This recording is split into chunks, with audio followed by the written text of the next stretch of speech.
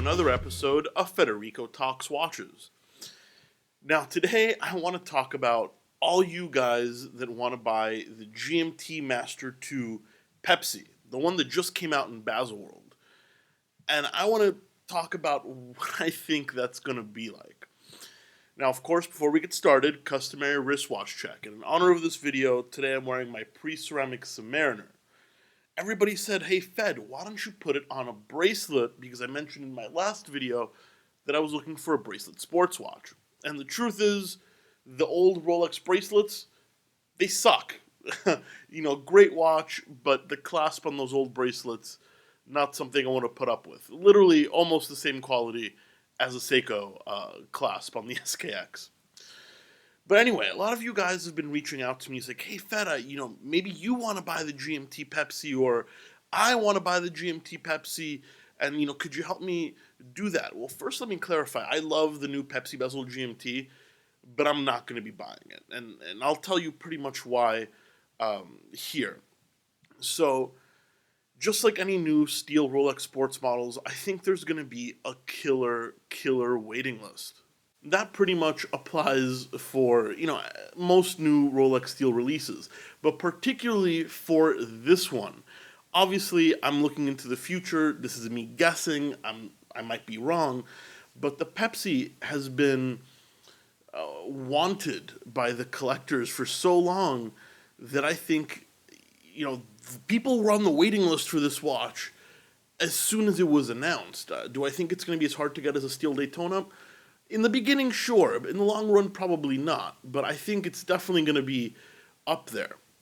So the truth is, there's two ways to buy this watch. And I don't want to seem insensitive or rude. But the truth is, for all you guys that emailed me, hey, Fed, how can I get a new steel Pepsi bezel? Well, let me just say this. If none of you guys have a relationship with your ADs, you're not getting it. Not through an AD, at least. It's just the way it works. Every authorized dealer is getting an allotted amount, and the supply is vastly smaller than the demand.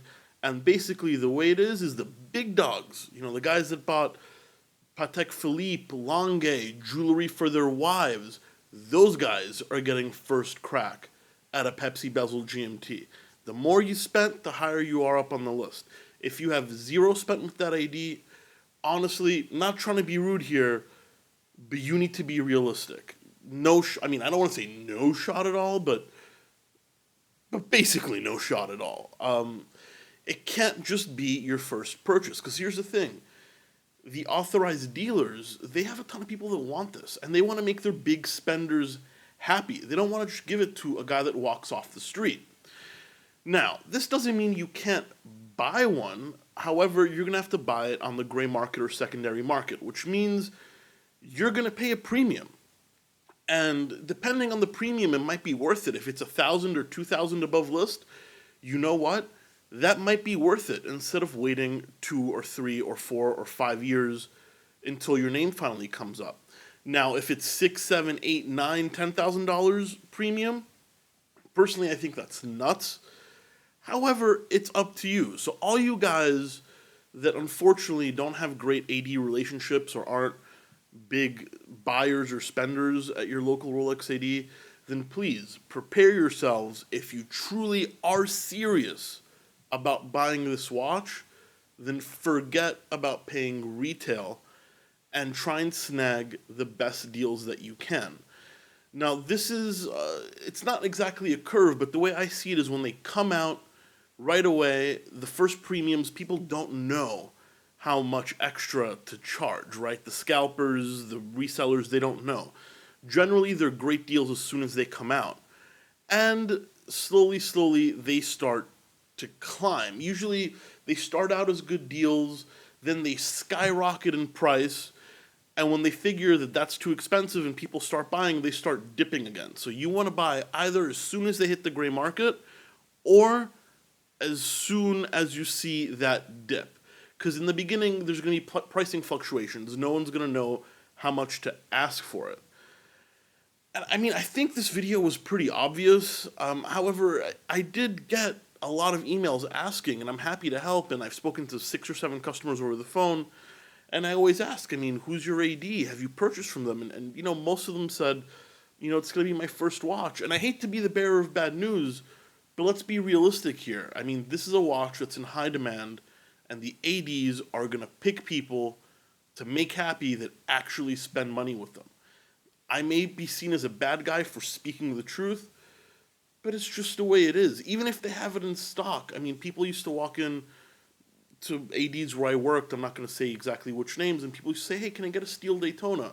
And even though we had 10 of them in the safe downstairs, and I could sell 10 in stock, if you had no purchase history, we wouldn't sell it to you. And that's simply because we need to make the top customers happy.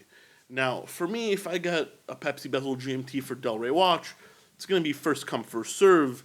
I'll just put it on the website, you know what I mean? But from ADs, you got to be realistic. Guys, start saving your dollars to start paying over list price if you actually want one.